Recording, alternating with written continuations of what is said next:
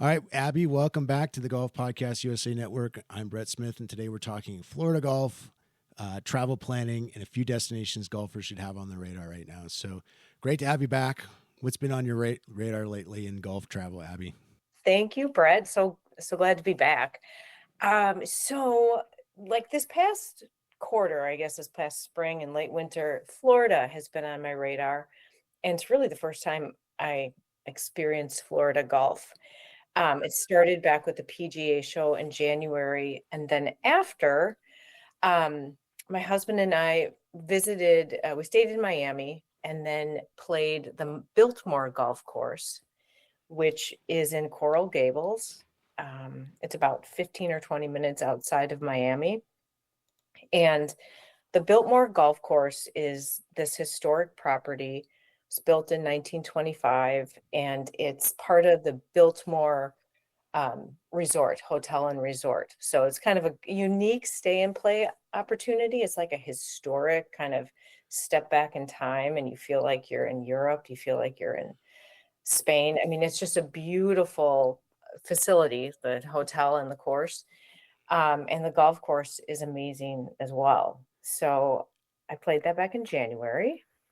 Very cool. I pulled up the website just now, and the building is incredible. I know. It's absolutely stunning, as is the course. What kind of shape is the course in? The course is in pretty good shape. Of course, the winter was a little bit hard in Florida with the freeze and things like that. So nothing, if there were some areas, rough areas, it's not due to anything they've done. It's Mother Nature, just because of the unseasonably cold Florida. But the course was beautiful. It's got these huge banyan trees. I call them giant stalks of broccoli. Like they're just these huge, beautiful trees.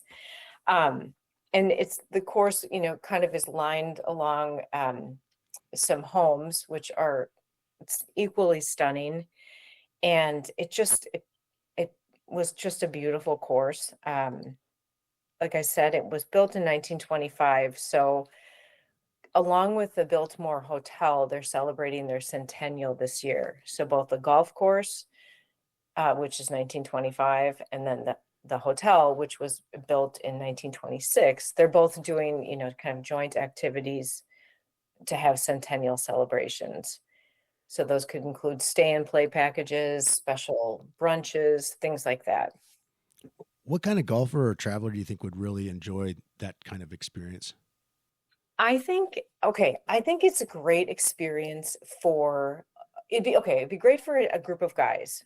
Great, challenging course that they can play. It's also great for couples. I mean, it's a beautiful resort where there's a lot more than golf. There's a gorgeous, I believe it's a 12,000 square foot spa that has massages, facials, body scrubs, everything you could want. Just absolutely luxurious and beautiful. Plus, they've got 3 restaurants on property. So I think for couples, for girls' getaways, or guys' trips, it's a great place just to kind of escape to. And there's a couple of surrounding municipal courses that you could play as well if you wanted to add on to your experience. What courses are nearby? So there's the Miami Beach Club that's nearby. The Granada Golf Course. It's in Coral Gables, and it's just a small municipal course. There's also Miami Springs Golf and Country Club. And then there's a course called Killian Greens and another Briar Bay. And those are all within like 20 to 30 minutes from the Biltmore in the Miami area. So you were talking to me online about the Florida Golf Trail. For people that are unfamiliar with the Florida Golf Trail, what is it, and are any of these courses part of that?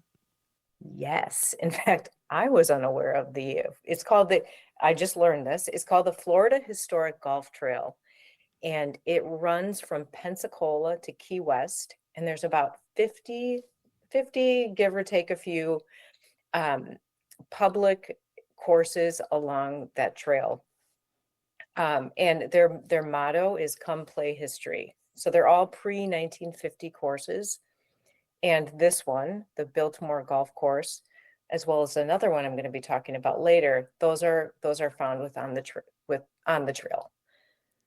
So, why does it matter for golfers planning a trip to Florida, the Florida Golf Trail? Okay, I think it's just something that's a little bit different. You have your typical resorts that everyone plays, but to to go beyond those and to play some courses that have some deep history. And I think whenever a course is rooted in history and they're trying to restore it and make the best of it and just kind of invite people back, I just think that's a special experience, and that can add to your round, and it can add to if you're doing a stay and play, you start to live history and learn about um, past championships or how the course came to be.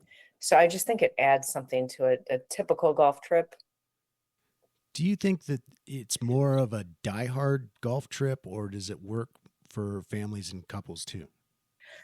Okay, I think it could be either, but probably more of you're a family or a couple trip where you're going for a golf trip, but you want it to be a little bit more as well. You care about the restaurant you're eating in, you want to have spa services, you want to have something to add to your golf experience. So I think that the Biltmore Golf Club and the hotel, I think they kind of go hand in hand for somebody looking for a little bit more rather than just like, hey, let's play as much golf as we can. I think it's more of an experience. There was another club that you were talking about. I'll let you kind of transition into it, but the Mission Resort and Club. Yes. So I just got back from a 4-day press trip for female writers at the Mission Golf Club and Resort, or the Mission Resort and Club, excuse me. And that's located about 35 minutes northwest of Orlando in this small town called Howie in the Hills. I had never heard of it prior to this trip. But I have to tell you, it's absolutely enchanting, and it feels like you're going back in time. It's on the golf trail, the historic golf trail, which makes sense. Um, but yeah, it's located in Howie in the Hills, and it's this resort that has two golf courses. One is called El Campeon, and that's been around since 1917. And then they have a second course, a second 18 called Las Colinas, and that was established, I think, around 1992. I'm looking at the website again. Another beautiful property. Absolutely beautiful. I mean, you have to ask. I go to Spain a lot, and I just looked at everything from the names of the buildings and restaurants and courses to the buildings and the grounds themselves, and you literally feel like you are in Europe. It's just absolutely gorgeous. Every detail, like the buildings are gorgeous. And just the service, the level of professional and just genuinely friendly personal service. I can't say enough about how wonderful my stay was there. What do you think makes Mission Resort and Club interesting right now? Okay, a couple of things.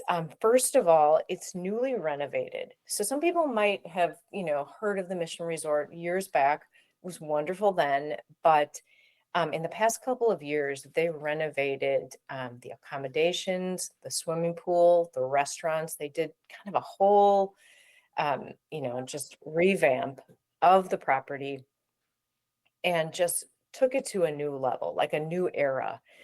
It was acquired by a new owner back in 2023. The family owned, it's Hospitality. They've got some properties in the South, I think in Mississippi as well. But they really did a beautiful job with the renovation of this resort. And yeah, I just think it's worth putting on your list. How do you think it fits into the bigger Florida golf conversation?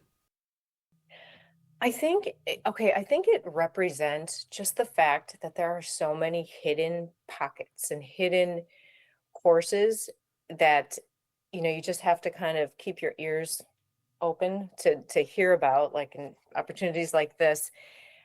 This is just outside of Orlando. So, people associate Orlando with the theme parks and maybe some golf courses surrounding, but this one is sort of a quiet classic that's been there since 1917. And just when you go there, the other thing about it is that it feels like nobody knows where you are. I mean, it feels like if you're a celebrity, this is a message for celebrities who want to get away.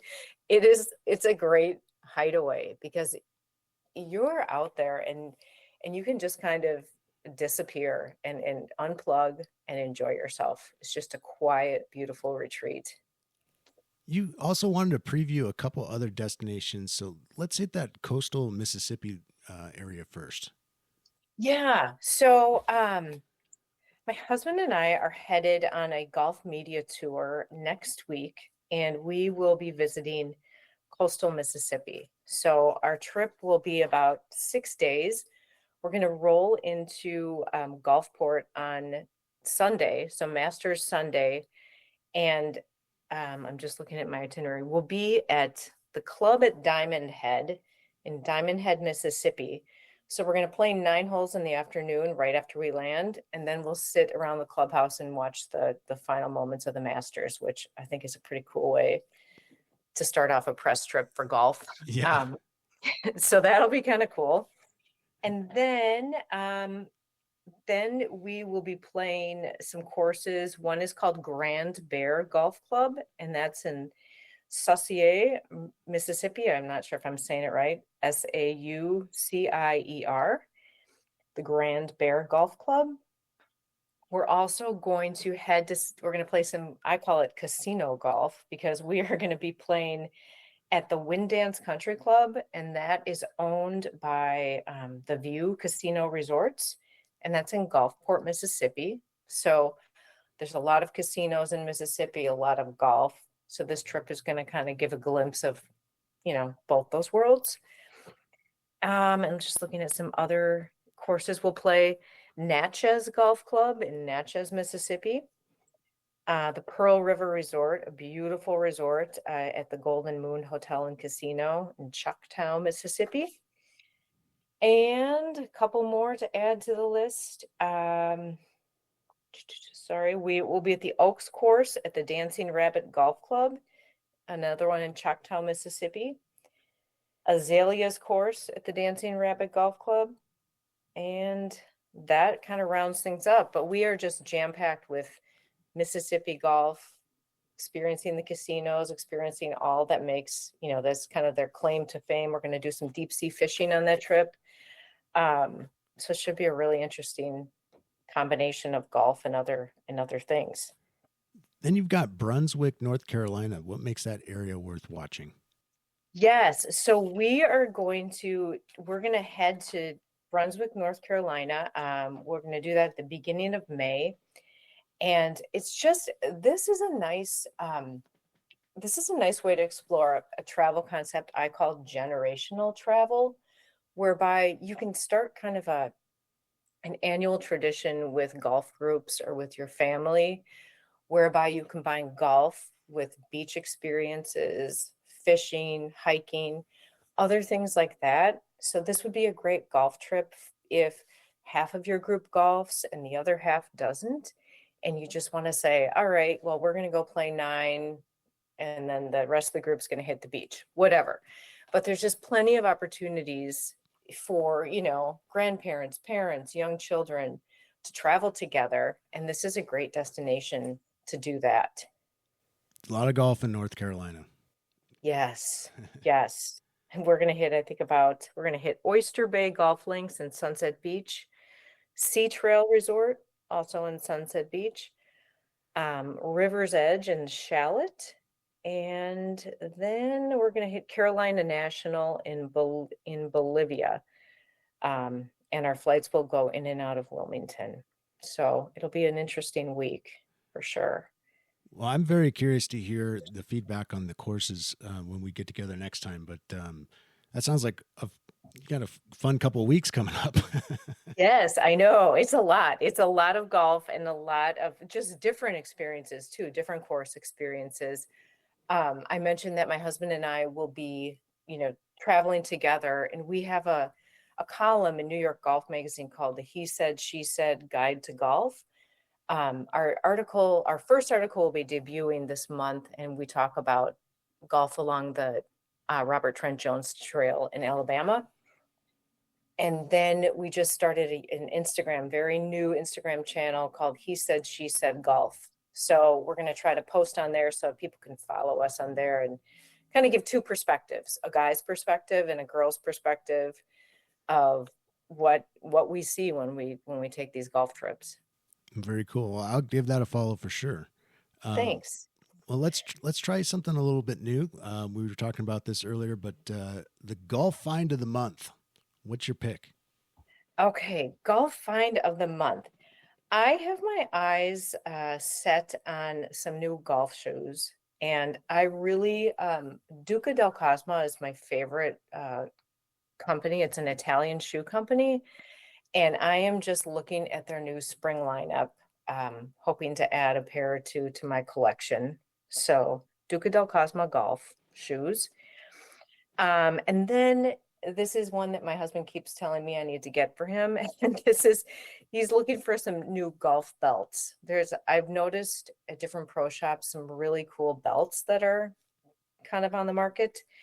So I'm looking for suggestions for some golf belts, if you have any ideas. Interesting. I think I shared a story with you about my first job being at golf retail, and I remember us selling golf belts, and I can't remember the name exactly Okay. of the brand, but I'll look it up and I'll shoot it. Yeah, I'll send shoot it it to your me. way. Totally. That's one thing I did not see too much at the PGA show was belts. I know. I I do remember Duca though. They were there. Yeah, they are beautiful. Wow. Well, my pick is a little bit more on the tech side.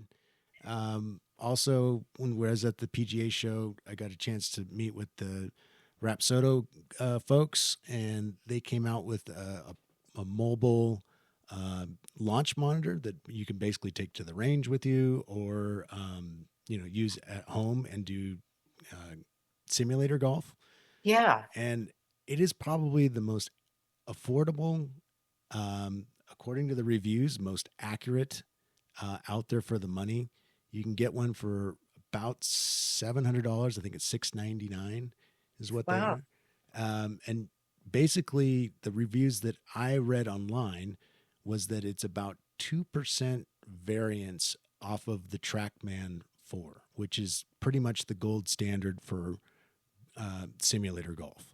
Yes. It's the TrackMan product. So that retails for about $12,000. The MLM2 Pro is $699 from Rapsodo. I like the sounds of that. That sounds really cool. I think it's going to be something that people are just going to have in their bag, and it's going to be more a part of golf culture where to me, it's ugly visually, to see a guy pull out his, launch monitor to track his shot or whatever. But I kind of feel like it's coming. Everybody's going to have one. And especially if the price continues to drop like this, it's going to be as common as, someone pulling out a rangefinder. Yeah, no, I agree with you. We've got one in for our backyard as well, like a net and a device. And, I am of the he said, she said, I am not the tech person. So my husband could tell you the exact brand, and sorry, I don't have it right now, but we use it all the time in our backyard. So this sounds really cool. If something golfers should buy or try or just keep an eye on, what else do you think kind of hits that? Well, as you were talking, I thought of just another thought popped into my mind when thinking about practicing at home and conditioning yourself. And this is actually another golf-related discovery that I had in the past month. And that is, it's actually a person. It's a Canadian woman, and her name is Carrie Maher, Maher. And she started a golf and fitness community during the pandemic and just has built this community to include daily workouts and daily golf tips I think it's a group devoted for women. I think it's mainly women, but it's a really cool space for just general fitness. And then training tips for golf. She's got a big following on Instagram, and she does travel around the world and still does her classes. So it just opened my eyes to finding, other ways to practice and get yourself ready for your game. I think that's a big part of golf is just, being in shape for it. Yeah. Oh yeah, I, for sure. I've divorced the game a couple times and, coming back to it, and especially, I won't consider myself old, but I'm getting older and We all are. Yes. I'm starting to feel it, so I Yeah. think your conditioning, for golf, especially like your core, I think that's a plus. I think that's something everybody should have in their regimen. If they're serious about golf and they want to get better, I think that conditioning and fitness is part of that. Yeah, it can only help your game and just your overall well-being too. I agree. Well, I like this format, going over a couple golf destinations and, finding, our golf finds of the month. I think that's fun. If it's something you want to continue to do, I could see this going on a month in, month out type thing. And like I said, I'd also like to get your feedback on the courses you're going to play.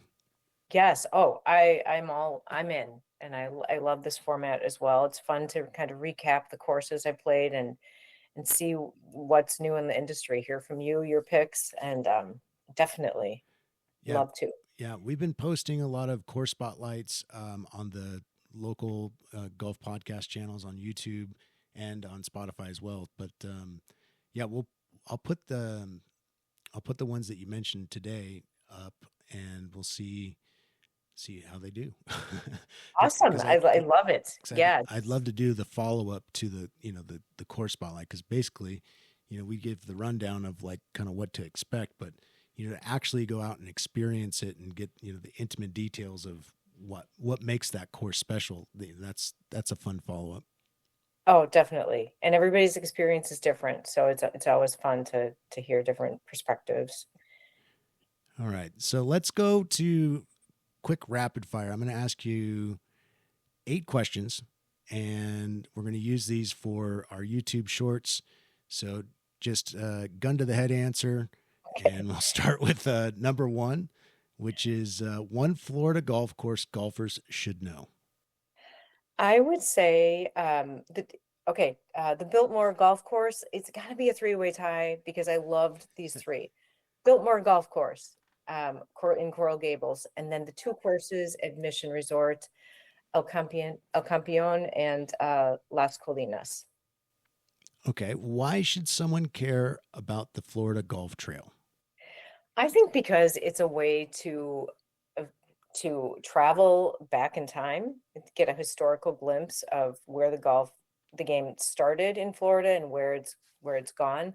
And also it's just something a little bit different. It's just their motto is come play history. And I just think that is a super cool motto, and it adds a nice element to your game and your experience. Mission Resort and Club in 1 sentence. A hideaway that offers wonderful hospitality, fabulous golf, and a great chance to escape, relax, and renew.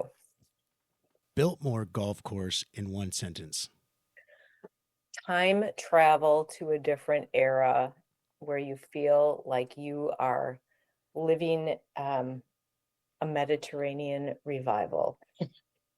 Most underrated golf destination this month. Most underrated golf destination. I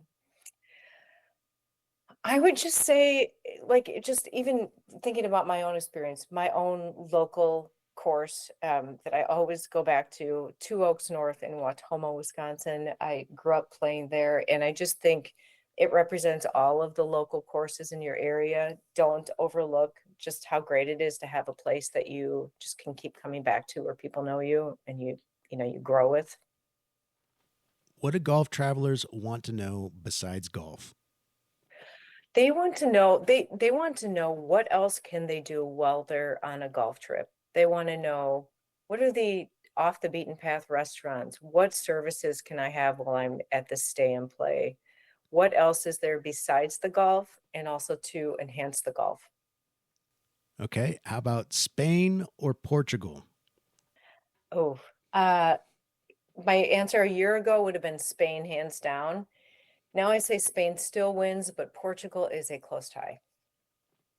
What's your golf find? Oh, you already asked you that. What's your golf? Actually, I'll ask it for you anyway because it's going to be a short. What's your golf find of the month?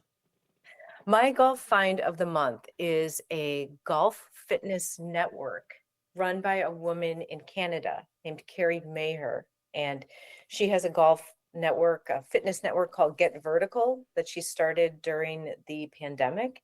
And it's a community for women who want to work out every day. And you join on a Zoom call and you can get golf tips, fitness tips, and it's just really a cool community. Abby, thank you again for joining us and sharing your insight on your travels, and really looking forward to what you're going to be talking about next time. Thank you so much. This was so much fun as always, and I really appreciate the opportunity. Well, if you've enjoyed this episode, share it with one golfer who's planning a trip. Explore more from the network. Just Google your state plus the words golf podcast to find us, or visit our full catalog at golfpodcast.org. I'm Brett Smith. Thanks for listening, and always remember to tip your card staff.